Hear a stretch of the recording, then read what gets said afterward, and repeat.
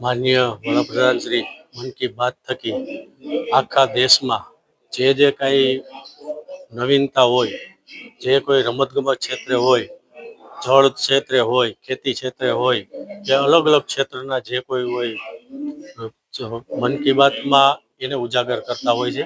એના થકી આપણા દેશમાં જે બન્યું હોય એ બધાય આખા દેશમાં જાણ થાય છે અને મન કી બાતમાં એક સારી રીતે એને પ્રમોટ કરે છે.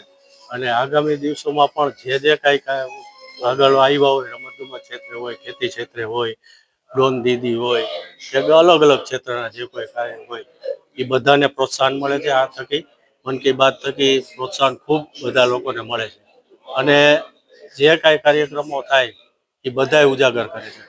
માનનીય મોદી સાહેબ આ થકી બધાને ઉજાગર કરી અને ખૂબ સારી રીતે પ્રોત્સાહન આપે છે.